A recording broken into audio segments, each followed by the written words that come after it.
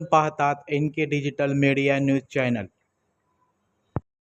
आपण पाहूया पंढरपूर एकादशी निमित्त NK digital media news channel मार्फत पंढरीच्या वारीचा इतिहास, एक स्पेशल रिपोर्ट.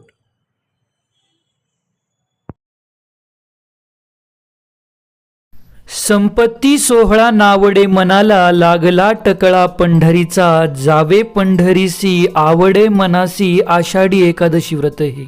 तुका म्हणे ऐसी, आर्त ज्याचे मनी, त्याची चक्र पाणी वाट पाहे. जय हरी विठ्ठल. वारी या शब्दाचा अर्थ होतो एरझार. पायी चालत वैष्णवांच्या संगतीमध्ये हरिनामाचा गजर करत, संतांच्या पालख्या मिरवत, भौतिक सुखाची काडी मात्र अभिलाषा न करता पांडुरंगाला भेटणं. जो कोणी या प्रकारे वारी करतो, जन्म मृत्यूची चुकवी फेरी तोची खरा वारकरी.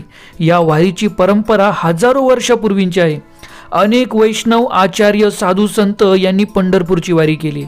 भगवंतांनी त्यांच्याशी भक्तीचे आदान प्रदान केले आहे. तर या पंढरपूरच्या वारीचा संपूर्ण इतिहास जाणून घेण्यासाठी हा व्हिडिओ शेवटपर्यंत नक्की बघा. भगवान श्रीकृष्ण 5000 वर्षापूर्वी 28व्या युगात दिंडीर वनात रुक्मिणी मातेची समज घालण्यासाठी द्वारकेहून पंढरपूरला आली. नाही घडविला नाही बैसविला, भेटी लागी आला पुंडलिकाच्या. परंतु भक्तवत्सल भगवान विठ्ठल रुक्मिणी देवींना भेटण्यापूर्वी भक्त पुंडलिकांना भेटले आणि भक्त पुंडलिकाच्या इच्छेनुसार आजही ते विटेवरती उभे आहे. ज्यावेळी भगवंत विटेवरती उभे राहिले तेव्हा त्यांचे सुंदर असे रूप बघण्यासाठी सगळ्या देवी देवतांची दाटी झाली. त्यावेळी पहिली वारी कैलासावरून भगवान शिवशंकरांनी पार्वतीमाई, गणपती बाप्पा आणि नंदी समवेत केली. पंढरीनाथांनी जेव्हा शिवजींना बघितलं त्यावेळेस त्यांना इतका आनंद झाला की त्यांनी शिवजींना डोक्यावरती उचलून घेतलं. या प्रकारे पंढरीनाथांचं दर्शन आजही आपल्याला होतं.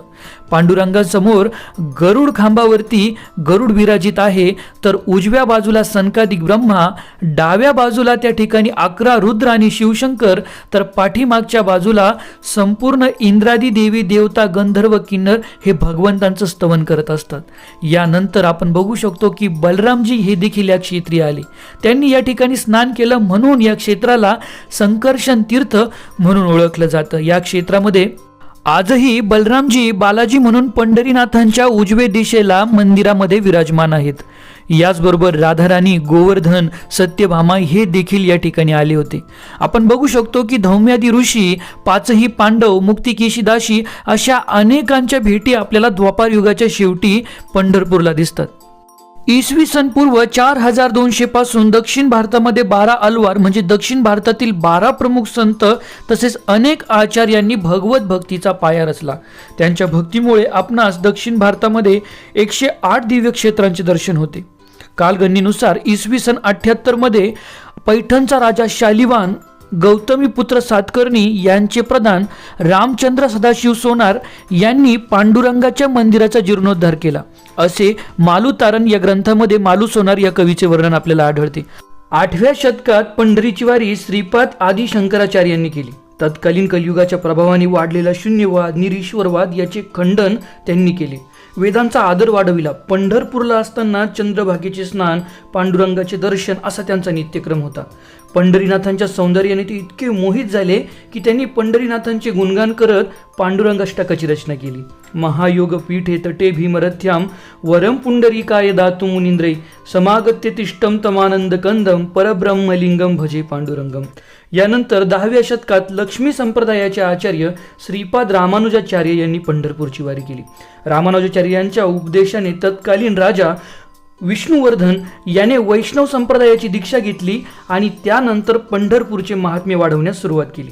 11व्या शतकात कुमार संप्रदायाचे आचार्य निंबार्काचार्य यांनी पंढरपूरची वारी केली.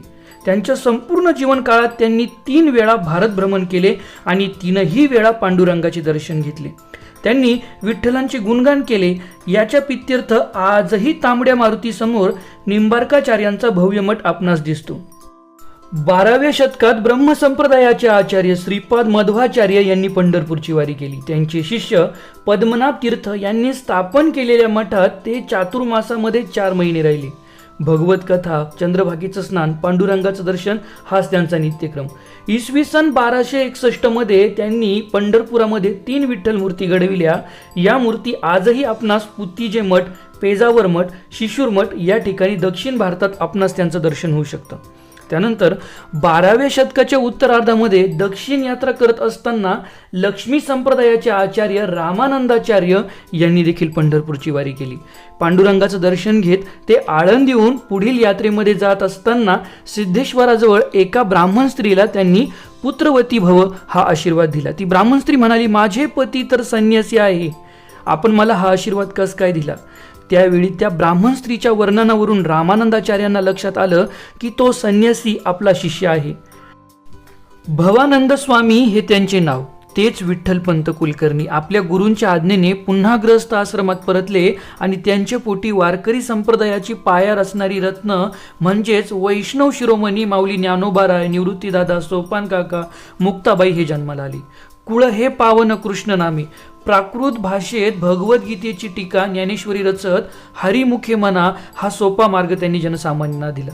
माझ्या जीवीची आवडी पंढरपुरी नेईन गुडी या प्रकारे खऱ्या अर्थाने आषाढी कार्तिकी वारीची परंपरा, पंढरीचा महिमा, पांडुरंगाचे गुणगान हे माऊली ज्ञानोबा, निवृत्तीदादा, सोपान काका, मुक्ताबाई, नामदेवराय, चोखोबा, गोरोबा, संत सेना, कृमदास, नरहरी, जनाबाई, सखुबाई या सगळ्या संतांनी सर्वत्र गायला.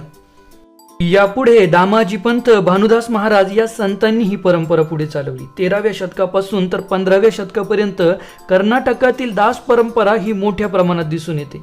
परम करुणा तरंगा श्री पांडुरंगा या प्रकारचा जयघोष करत श्रीपादराय यांनी कन्नड भाषेमध्ये विठ्ठल भक्तीपर काव्यरचना केली. पंढरपूरची वारी करत असताना श्रीपादरायांना पंढरीनाथांनी स्वप्नात दर्शन दिलं. भगवंतांनी सांगितल्याप्रमाणे रंग विठ्ठल ही मूर्ती त्यांना चंद्रभागेमध्ये प्राप्त झाली. 600 वर्षापासून आजही पादराजमठामध्ये श्री रंग विठ्ठलाची म्हणजेच भगवंतांची पूजा अर्चा केली जाते. वादिराज तीर्थ यांना पंढरीनाथांनी पंढरपूरला हैग्रीव रूपामध्ये दर्शन दिलं. त्याच प्रकारे नरहरी तीर्थ, श्रीपादराय, पुरंदरदास, कनकदास, विजयदास, गोपालदास, जगन्नाथदास अशा अनेक वैष्णवांच्या भेटी आपल्याला पंढरपूरला दिसतात. वैसारायांचे शिष्य विजयनगरचे राजा कृष्णदेवराय हे पंढरपूरवरून विजयनगरला पांडुरंगाला घेऊन गेले. तेव्हा भानुदास महाराजांनी विजयनगरला जाऊन पांडुरंगाला ते पुन्हा पंढरपूरला घेऊन आले. याच भानुदास महाराजांच्या 3ऱ्या पिढीमध्ये विठ्ठल भक्त संत एकनाथ महाराज जन्माला आले. विजयनगरचे तत्कालीन सावकार त्यांना स्वप्नामध्ये विजय विठ्ठलांनी सांगितलं की मला पैठणला एकनाथ महाराजांकडे जायचे आहे. असे भगवंतांचे छोटेसे विजय विठ्ठल विग्रह हे त्या सावकारांनी पैठणला पोहोच केले. आजही नाथ महाराजांच्या समाधीजवळ आपणास विजय विठ्ठलांचे दर्शन होऊ शकते. 15व्या शतकापासून तर आजपर्यंतचा वारीचा इतिहास देखील हा अतिशय अनुपम आहे. वल्लभाचार्य, चैतन्य महाप्रभू, संत तुकाराम महाराज, रामदास स्वामी ते आतापर्यंतची परंपरा ही आपण पुढील भागामध्ये बघू. ज्या आचार्य संतांच्या कृपेमुळे आपणास ही विठ्ठल भक्तीची परंपरा, कृष्ण भक्तीची संस्कृती प्राप्त झाली त्यांच्या प्रती आपण कृतज्ञ होऊन भगवंतांना प्रार्थना करू. हरे कृष्ण कृष्ण कृष्ण हरे हरे, हरे राम राम राम हरे हरे.